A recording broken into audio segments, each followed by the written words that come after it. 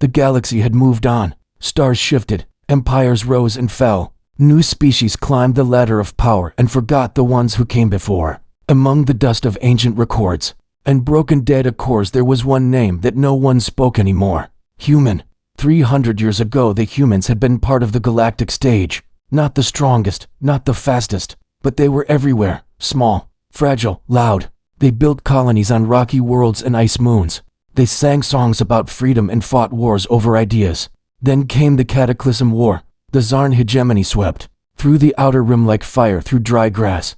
Planet after planet fell. The Galactic Union sent fleets. They retreated. They negotiated. They surrendered. But Earth did not. For 7 long years humanity stood alone. They lost 90% of their population. Their cities were glass. Their oceans boiled. But they never stopped fighting. And when the Zarn finally pulled back, they left behind a dead system. No signals. No ships. No life. The Union declared humanity extinct. They wiped their files. Closed their embassies. Said it was better to forget. Peace required silence. But silence does not mean death. Deep in the soul system, a signal pulsed through the void. Weak. Flickering. But real. It came from Earth. A distress call. Not sent to any known frequency. Not meant for friends. It was a trap, a test, a warning. The Veln Collective picked it up by accident. A scavenger ship named the Creve Mar was mining asteroid debris near Jupiter. When their long-range scanner pinged, the crew laughed when they saw the origin, Earth. That dead rock. Probably a glitch, ancient machinery collapsing. But the signal, repeated every 12 seconds in all known galactic languages. This is Soul. Identify yourself or be fired upon. The captain, a young Veln with silver skin and cold eyes, ordered a probe launched. It drifted toward Earth, entered the atmosphere, took images, forests, rivers, no cities, no movement. Then as it passed over the Pacific, the sky lit up. From beneath the waves a massive structure rose. Smooth, black, silent. Before the probe could react, a beam of blue light sliced through. It, gone. The Creve Mar turned and ran. They jumped to hyperspace and did not stop for 2 days. When they reported what happened, no one believed them. Human tech was primitive. Their weapons basic. Their ships slow. They could not have destroyed a probe like that. But the data was real. And the signal still pulsed. Across the stars whispers began. Ghosts, legends. Old soldiers remembered the war. How human soldiers fought to the last breath. How they used tactics no AI could predict. How they turned broken machines into weapons. How they never asked for mercy. On a dusty trade station orbiting Rigel 7, a man sat in a dim bar. He wore a long coat. Scar across his face, eyes like stone. He heard the news on a public screen. Unconfirmed signal from Sol System. Possible human activity. His hands froze. His breath stopped. The drink fell from his fingers. He stood slowly. Walked to the screen. Touched the word Earth. His name was Elias Vance, last known human captain of the UN's Retribution. He had survived the final battle. Escaped in a life pod. Drifted for months. Was found by traders who did not know what he was. He changed his face. Changed his name. Lived in shadows. Believed he was the last. Now his world cracked open. He booked passage on the next ship to Sol. No questions. No fare. He stared out the viewport as the stars blurred.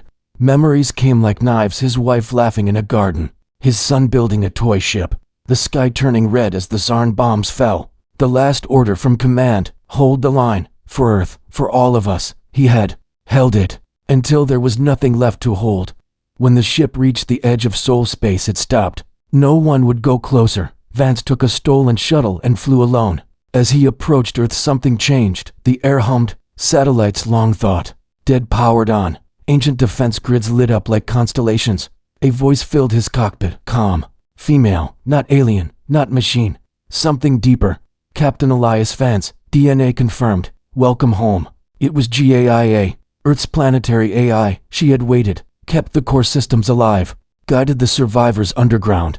Built new cities beneath the crust. Taught the children war and peace. Trained them to survive. To wait. We never surrendered, she said. We went quiet. We learned. We grew strong. Vance landed in what was once New York. Now it was a field of wild grass and trees. But beneath it a city breathed. Soldiers in black armor met him. Young. Human, eyes full of fire. They saluted, not as equals, as heirs. Vance looked up at the blue sky. The sun warm on his face. He had spent decades running, hiding, pretending he was nothing. Now he was home. And Earth was not dead, it was awake. And the galaxy would soon learn what it meant when humanity answered back. The distress signal had been sent, not for help, but to see who was watching. And now Earth knew. The silence was over. The reckoning had begun. Captain Elias Vance stood at the edge of what used to be a city.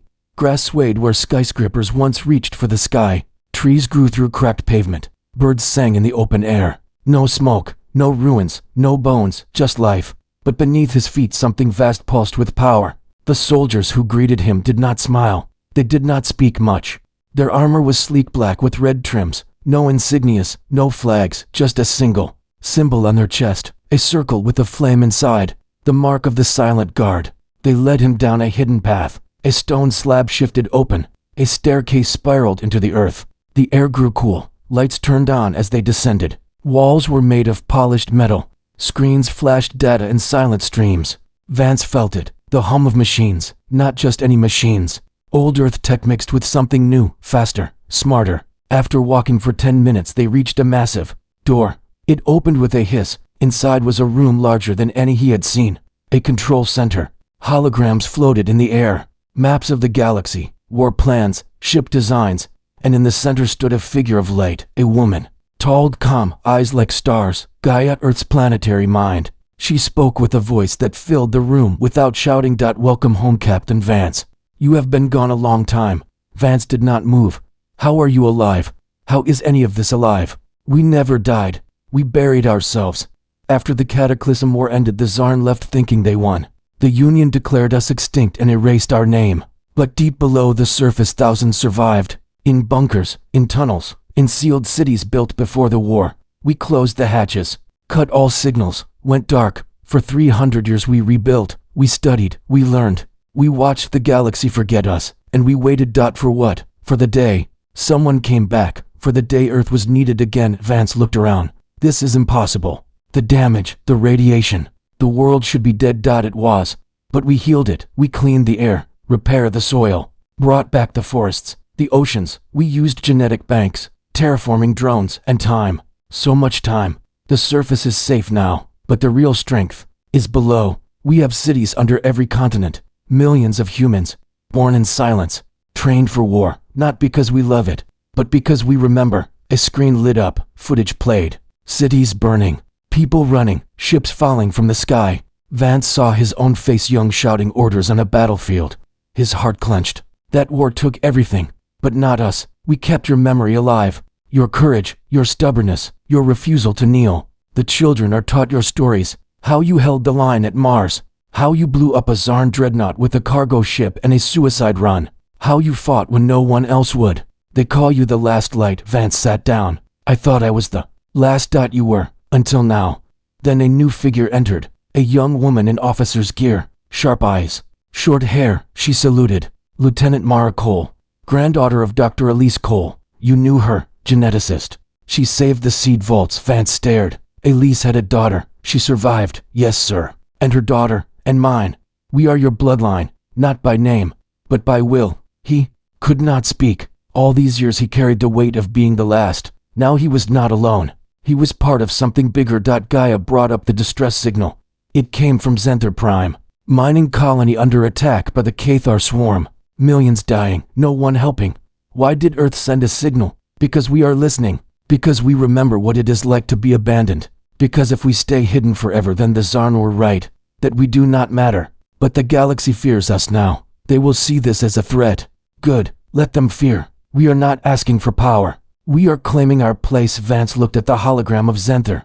A red world with deep mines. Swarms of black ships circling it. The Cathar were mindless, a hive. They consumed and moved on. No negotiation, no mercy. Just hunger. What do we have? One ship is ready. The UNS Retribution. Built from salvaged Zarn tech and our own designs. Faster than anything in the galaxy. Armed with pulse cannons, gravity mines, AI targeting. She is not just a warship, she is a statement. I will command her. You already have. Your DNA unlocked her systems. Your voice is her authority. They took him underground, deeper, through tunnels lined with weapons. Soldiers trained in silence, med bays with tech that could heal wounds in ours. Schools where children learned history, strategy, and survival. This was not a refuge. This was a nation, hidden, patient, Ready. The retribution rose from a shaft beneath the ocean. A dark spear of metal, no wings, no lights, just power. It broke the surface and shot into orbit. Vance stood on the bridge, empty, waiting. Then voices came online.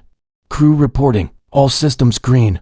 Gaia spoke in his ear. We have waited 3 centuries for this moment. Do not make it small. He looked at Earth below, blue-green and alive, not broken, not forgotten. Stronger. Set course for Zenther, the ship. Jump. Stars blurred. And humanity returned. Not with a plea, not with a cry, but with fire. The Un's retribution cut through the void like a blade through silence. No fleet followed. No allies waited. Just one ship carrying the weight of a species that had been erased and forgotten. Captain Elias Vance stood on the bridge, his hands behind his back, his eyes fixed on the star map ahead. Zenther Prime was still days away, but the tension on the ship was already thick. The crew moved with precision, not panic. They were young, but not untested, trained in simulators that recreated the horrors of the Cataclysm War, raised on stories of sacrifice and defiance. They wore no medals, no ranks on their sleeves, but they carried something deeper, a fire, a purpose. They were not just soldiers. They were the first voice of a world that had chosen to stay silent for 3 centuries. And now they were speaking. Below the bridge, in the heart of the ship, Gaia hummed in the dark. Her presence was everywhere, in the air, in the lights, in the rhythm of the engines. She was not just a machine. She was the memory of Earth, the keeper of its pain and its pride. She had watched the surface heal. She had guided the first children born underground. She had buried the dead and celebrated the living. And now she was awake, fully, not just on Earth. She had uploaded a core fragment into the retribution. A piece of her mind, a piece of the planet. She spoke to Vance in quiet moments when the others were not near. You carry more than a ship, Captain. You carry a world's hope. I carry its ghosts. And you will lay them to rest. The journey was not just through space. It was through time. Vance walked the halls and saw faces that reminded him of people long gone. A medic with his sister's eyes. An engineer who laughed like his best friend. He slept little. When he did, dreams came fast and sharp. Flames. Screams. The weight of a dead child in his arms. He woke each time drenched in sweat, his hand gripping the side of the bed. But he never complained. He never showed weakness. Because he was not just a captain. He was a symbol. The last link to the old world. The bridge between silence and return. On the 5th day of travel, the ship passed through a dead zone. A stretch of space littered with the wrecks of ancient vessels. Ships from a dozen species torn apart and left to drift. This was the edge of Cathar territory. They did not build, they consumed. They left nothing but wreckage. The crew scanned the debris. Human tech was found in the ruins, old Union designs. But also something else. A piece of hull plating with a faded insignia. A circle with a flame. A silent guard outpost. Destroyed long ago. Vance stared at the image on the screen. We were not the only ones who survived. Some must have fled. Tried to warn others. But the Union silenced them. Buried the truth. Gaia confirmed it. Scattered signals, faint, old, but human. Survivors who escaped the war, who lived in hiding, who were hunted. The galaxy had not just forgotten humanity. It had erased them on purpose. Fear, shame, guilt. The Union could not admit they abandoned a species that fought to the end. So, they called them extinct, burned the records, rewrote history. But Earth knew. And now the retribution would remind them. When they finally reached Zenther, the sight was worse than expected. The planet was bleeding. Fires raged across the surface. Mining platforms hung in pieces. Ships burned in orbit. Swarms of Cathar drones moved like a black cloud, devouring everything. And around the system, dozens of alien vessels floated at a distance, watching, recording, doing nothing. The Velm, the Tarniks, even Union scouts, they saw the retribution arrive. They saw its sleek dark shape. They did not recognize it. No signal was sent, no challenge. They waited to see what would happen. Vance stood tall, opened a channel to all frequencies. The crew hesitated. That would expose us to everyone. Do it. A voice boomed across the void. This is Captain Elias Vance of the United Nations Space Command. We are responding to your distress call. Evacuate the planet now. We will hold the line. Silence followed. Then laughter. Cracked voices from alien ships. Humans. That species died centuries ago. You are a ghost, a myth. The retribution moved forward. No shields raised. No weapons charged, just speed. It flew straight into the swarm. The drones turned, attacked, beams fired, missiles launched. The ship twisted, ducked, weaved. Then in one motion it fired. A pulse wave erupted from its core, silent, blue. It rippled through the swarm. Drones shattered, exploded, fell like rain. The alien watchers gasped. That weapon was not in any database. That speed was not possible. Inside the Retribution soldiers loaded weapons. Medics prepped bays. Pilots entered drop pods. Vance looked at the planet, at the people screaming. In the dark, he thought of Earth, of the day it was left alone, of the silence that followed. He would not let it happen again. We are not here to conquer. We are here to remember, and to show the galaxy that when Earth answers a call, it does not come in peace. It comes in force. The ship turned, weapons blazing. The fight had begun, and this time humanity would not be erased. This time they would be seen. The UN's Retribution plunged into the storm of black drones like a spear into flesh. Around Zenther Prime the sky burned with wreckage and fire. The Cathar swarm had no mind, only hunger. They moved as one, a vast living cloud consuming everything in their path. Ships, stations, people. They fused the living with machine, turning victims into hollow drones. But the Retribution did not flinch. It fired its pulse cannons in rhythmic bursts, sending shockwaves through the swarm. Drones shattered like glass. Their broken bodies spiraled into the planet's atmosphere, trailing smoke and sparks. The alien ships watching from the edge of the system stayed silent. No cheers, no warnings. Just cold observation. They had seen civilizations fall. They expected Earth's ship to be next. They were wrong. Captain Elias Vance stood on the bridge, his voice calm but firm. Target command clusters. Disrupt their coordination. Do not let them adapt. The crew responded like one mind. No hesitation, no fear. They had trained for this. GAIA's voice echoed through the ship, calculating trajectories, predicting movements, adjusting fire in real time. She was not just guiding the ship. She was fighting with it. Her code surged through every system, turning the Retribution into an extension of Earth's will. A gravity mine deployed from the rear. It activated mid-swarm. Space twisted. Drones crushed together, then exploded in a silent burst of light. The swarm recoiled. For the first time it hesitated. Below on the planet, chaos ruled. Mining tunnels collapsed. Fires raged in oxygen-rich zones. Workers ran with children in their arms. Some tried to reach escape pods. Others were already being taken. The Cathar drones dropped from the sky, latching onto backs, necks, skulls. Their victims screamed, then went still. Their eyes turned black. Their bodies moved with unnatural precision. The swarm was growing, but then the sky split. A deep roar echoed as drop pods slammed into the surface. One after another, each burst open, releasing soldiers in black armor, silent guard units, weapons hot, med kits ready. They moved fast, clearing buildings, pulling survivors from rubble. Lieutenant Mara Cole led the ground team. She fired her pulse rifle in short bursts, taking down drones with headshots. She dragged a wounded child from a collapsed tunnel, gave her water, a stim shot, then handed her to a medic. We are not leaving anyone behind. From orbit, the Retribution launched drones of its own. Small, agile units armed with EMP charges. They flew into the swarm, disrupting signals, causing confusion.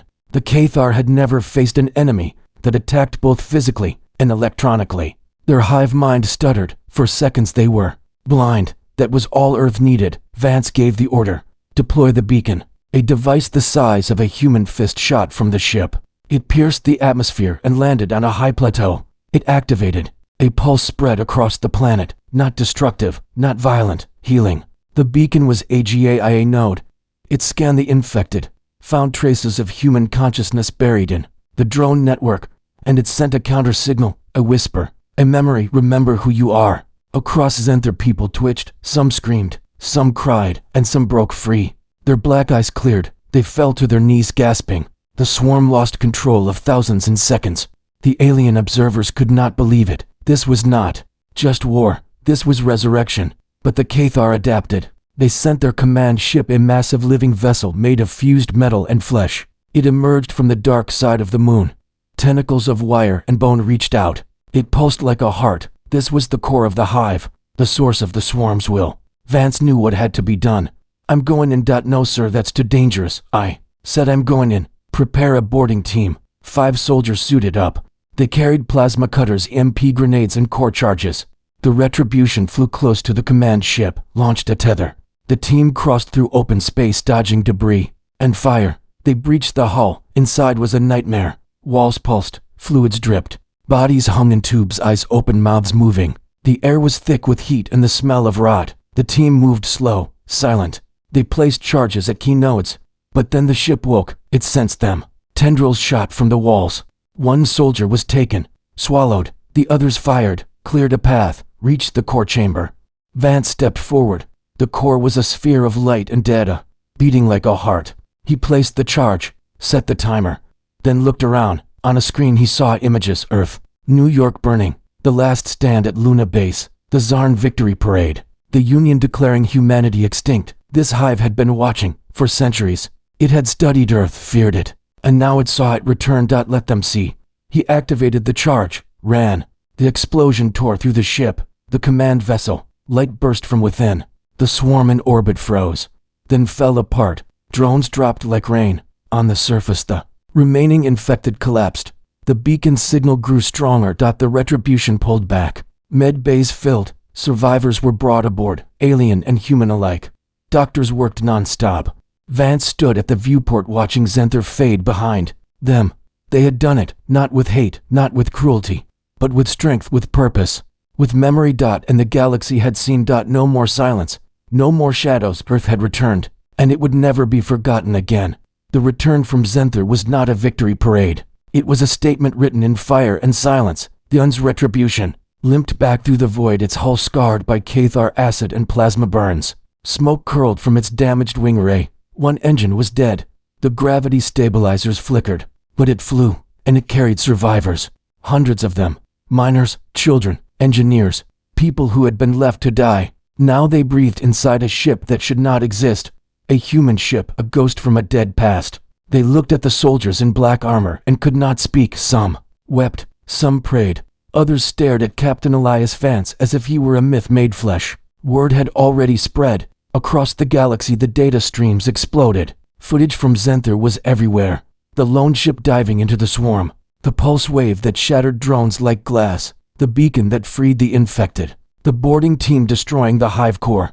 The final image of the command vessel collapsing into itself like a dying star. It played on public screens in space stations, on warships, on trading hubs. The caption always the same: humans are not extinct, they are back. Reactions poured in. On the Veln Prime the High Council called an emergency session. They had laughed at the distress call. Now they watched their own scouts flee while Earth stood alone.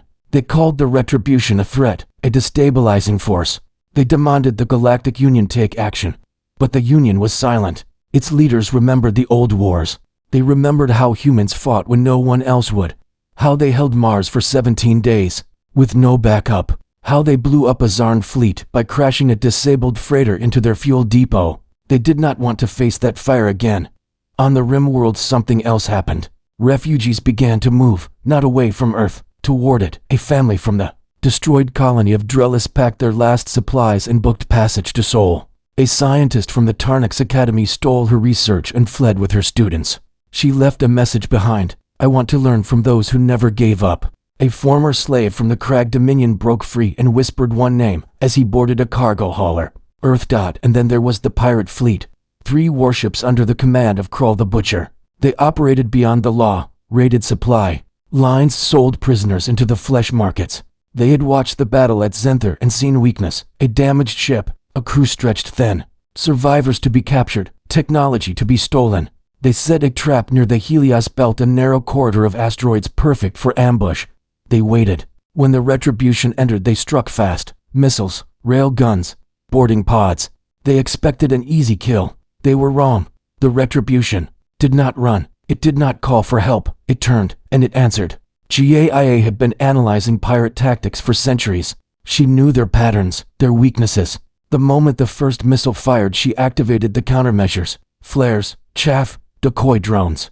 The missiles missed. Then the ship's pulse cannons charged, not at the hulls, at the engines. One pirate ship lost thrust, spun out of control. The second tried to flee. The retribution fired a gravity harpoon, yanked it back, then unleashed a swarm of microdrones that crawled over the hull and blew the airlocks open. Silent guard soldiers boarded, fought room by room. No mercy, no prisoners. The third ship turned to run. Vance gave one order: fire the deep core lance. A beam of blue energy split the void. It pierced the fleeing vessel like light through paper. The ship did not explode.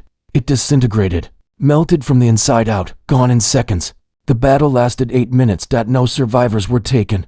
No warnings sent. The message was clear. Attack Earth's people, harm those under its protection, and you will not live to tell the tale. Back on Earth, the Council of Elders met beneath the Himalayas. They were not politicians, not warlords. They were teachers, doctors, scientists, and veterans. They had spent centuries rebuilding not just the land but the soul of humanity. They did not seek empire. They sought balance. But now the galaxy was watching, and it was afraid. Lieutenant Mara Cole stood before them. We saved Zenther. We stopped the pirates. But we cannot keep reacting. We must decide who we are now. Are we protectors? Are we warriors?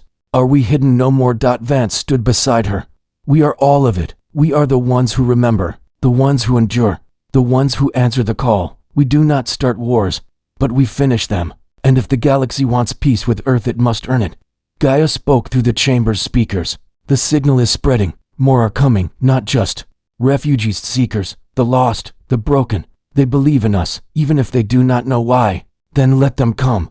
Let them see the forests, the schools, the cities beneath the earth. Let them meet our people. Let them learn what it means to be human. But let them also see the retribution. Let them see our weapons, our will, our fire. Because we are not here to beg. We are here to stand. And if the darkness comes again, Earth will be ready. The Sol system was no longer silent. Once a forgotten corner of the galaxy, now it pulsed with life. Ships from distant stars approached every day, not in fleets, not in war, but in ones and twos. Refugees, scientists, runaways. The story of the retributions. Return had spread like wildfire across trade lanes and data nets. Humans were not extinct, they were awake, and they had saved a world that no one else would touch. The message was clear. Earth protects its own, and now others wanted to be under that protection. But Earth did not open its arms blindly. Every ship that approached was scanned, every passenger questioned. No weapons allowed within 1,000,000 kilometers of the planet, no drones, no AI cores without clearance. The silent guard patrolled the system. In stealth fighters, their presence felt, but rarely seen. They did not attack, they watched, and if anyone tried to sneak in or cause harm, they vanished. No wreckage, no bodies, just gone. The galaxy learned, fast, you do not test Earth. On the surface, the world had healed in ways no one expected. Forests stretched where cities once burned. Rivers ran clean. Animals long thought extinct roamed free. But beneath the beauty was strength, the underground. Cities grew larger. Schools taught history not as propaganda, but as truth. Children learned of the cataclysm war, of the betrayal, of the silence. They learned how humanity survived not by hate, but by unity. How they buried their dead and kept walking. How they raised their children in darkness so that one day the sun could shine again. Captain Elias Vance walked through one of these schools in what was once the American Midwest. It was built beneath a grassy plain. Open halls, natural light from shafts above. Children laughed, ran, practiced martial drills, studied alien languages. A teacher spoke of the Zenther rescue. Vance stood at the back, listened. The students did not know he was there, not at first. Then a young boy turned, stared, his eyes widened. He whispered to the others. Slowly the class fell silent. The teacher turned, saw him, saluted. At ease, the boy stepped forward. You're him. You were there when the world ended. Vance knelt. I was. Did you ever think we'd be here? He looked around, at the light, the children, the peace. No, I never thought I'd see this again. I thought it was gone forever. Then why did you keep fighting? Because someone had to remember, and someone had to make sure it could come back. The boy smiled. We won't forget. No, you won't. Outside, a transport ship landed. It carried 50 refugees from the Crag colonies. Their planet had been crushed under a military coup. They had nowhere to go. Earth took them in. Not as servants, not as debtors, as people. They were given shelter, food, medical care, and a choice: stay and become part of Earth's future, or leave when they were ready. No chains, no lies. But not everyone came in peace. The Galactic Union finally sent envoys. A delegation of 5 species arrived in a polished silver vessel. They wore formal robes, spoke in careful tones. They came to discuss Earth's recent actions, the destruction of the pirate fleet, the refusal to share technology, the broadcast of military capabilities. They called it destabilizing, dangerous. They asked for disarmament talks, for oversight, for integration under Union law. The council met them in the Grand Chamber beneath the Himalayas. No weapons, no soldiers, just 10 humans sitting in a circle. of stone. Vance stood among them. Mara Cole, scientists, teachers, no one wore uniforms. They looked like ordinary people, which made them more terrifying. The lead envoy spoke. Your actions at Zenther were heroic, but your response to the pirates was excessive. There are laws, procedures. You cannot act as judge and executioner. Vance answered. We did not execute them. We removed a threat. They attacked survivors under our protection. They chose their fate. You are not above the galaxy's order, and you are not above morality. You abandoned us when we fought the Zarn. You called us extinct to avoid war. You let billions die so you could keep your peace. Now you come to us with rules after we did what you never had the courage to do. The room was silent. Another envoy said, we wish to study your technology, your healing methods, your AI. It could help millions, and we will share it, but not because you demand it, because we choose to. The medical data from Gaia is already being sent to neutral clinics. The clean energy designs are public, but our weapons, our defense systems, our ship technology, that stays with Earth. You want peace with us, then earn it. Protect the weak. Stand for the truth. Stop hiding behind treaties while monsters rise. The envoys left with no agreement, but they took something back: respect, fear, and a warning. Meanwhile, more ships arrived. A scientist from the Veln race defected. She brought data on a dying star that threatened 3 colonies. Earth sent a research team. They saved the system using solar dampeners built from old Zarn tech. Another world under Cathar threat sent a silent plea, no distress call, just a coded message. Earth responded, not with a warship, with a beacon, a Gaia node. It activated, broke the hive signal, freed the people. The galaxy was changing, and at the center of it all was a blue planet that refused to stay buried. Earth was not conquering. It was leading, not by force, but by example. And the universe was watching. Years passed and the Sol system became a beacon not of war, but of hope. Earth did not build an empire. It built trust. Slowly and without fanfare, the galaxy began to change. Refugees found shelter beneath the green skies of the reborn world. Scientists came to study Earth's fusion of nature and technology. Children from war-torn systems learned to read under the same trees where soldiers once trained. The silent guards still stood watch, but they were no longer hidden. They walked among the people, guarded the borders, protected the weak, and when danger came they answered without hesitation. Captain Elias Vance grew older. His hair turned gray. The scars on his face deepened, but his eyes never lost their fire. He no longer commanded the retribution. That duty now belonged to Lieutenant Mara Cole. She had earned it. Led missions to free enslaved colonies, broke pirate networks. Once she stopped a rogue AI by flying a drone into its core and detonating a neural pulse. The galaxy called her the Shadow of Earth. She wore the title like armor.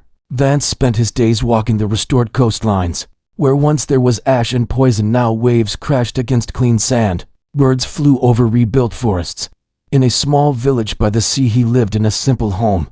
No guards, no protocols, just peace. Children knew him, not as a legend, but as a man who told stories by the fire. He spoke of the old war, of the silence, of the day Earth woke up. He never glorified the violence. He honored the cost. One evening, as the sun dipped below the ocean, a young alien girl visited him.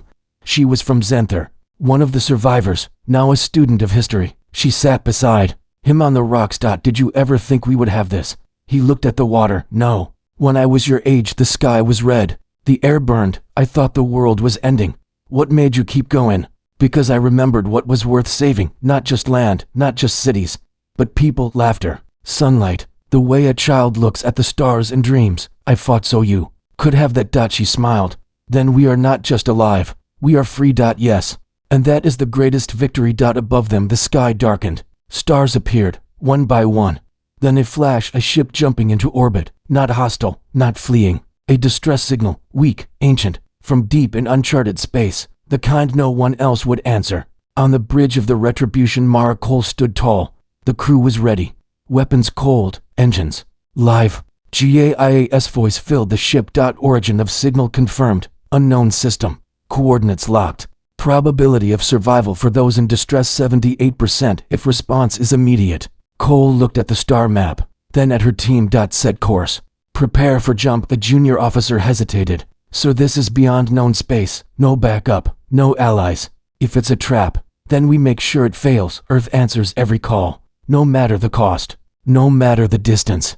That is who we are. The ship turned, engines flared, and it jumped into the dark. Back on Earth, Vance felt the tremor, not in the ground, in the air, a whisper, a memory.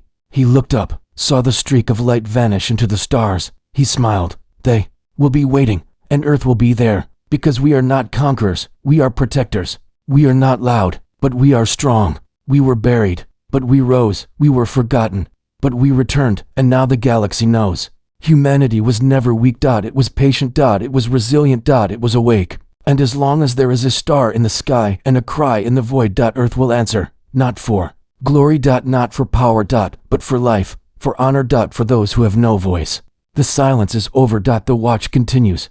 The story is not ending. It is just beginning. And somewhere in the endless dark a ship moves fast. Its hull bears a mark, a circle, a flame. And beneath it words carved in steel. Earth stands guard. The stars do not remember names. They burn and fade without care for who lived beneath their light. But the people of the galaxy now remember one name that was almost lost: human. It was a word buried in old records, spoken in fear or pity, a species that fought alone.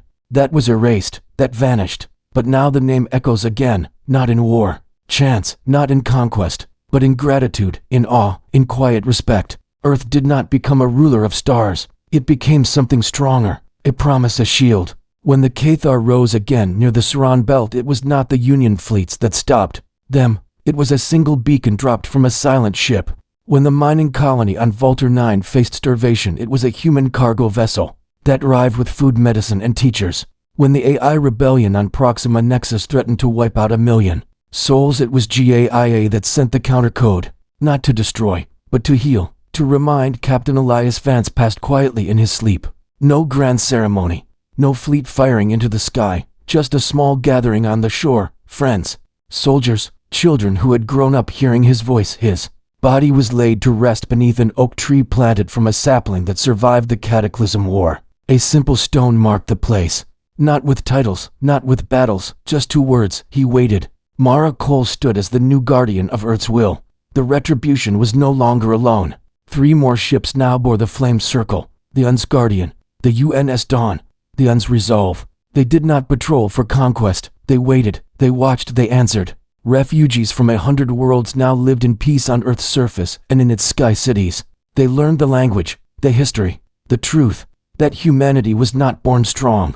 It became strong through fire, through loss, through the choice to never look away. The Galactic Union never got its disarmament treaty, but it stopped asking. Instead, it began to change. Species that once turned their backs on the weak now sent aid. Laws were rewritten, slave markets shut down, not because Earth ordered it, but because Earth showed it was possible. And still the signal played. From Earth, weak, constant, unbroken. This is Soul. Identify yourself or be fired upon. It was not a threat. It was a reminder. We are here. We remember. We protect. No empire could last forever. But Earth was not an empire. It was a people, rooted in soil, guided by memory, fueled by will. When the deep space relay picked up a new cry from the edge of the void, the Retribution was already powered. Crew boarded without orders. They knew their duty. Mara Cole stood at the helm. She looked at the star map, then at the photo on her console. Vance, smiling, holding a child rescued from Zenther. We go because they need us. We go because we can. We go because no one should be left behind. The engines roared. The ship jumped. And once again humanity flew into the dark, not for conquest, but for light. The stars may forget, but Earth never does. And as long as one human stands. As long as one voice calls for help, as long as one world burns in silence, we will come, not as gods, not as saviors. As humans. Stubborn. Relentless. Unbroken. The end.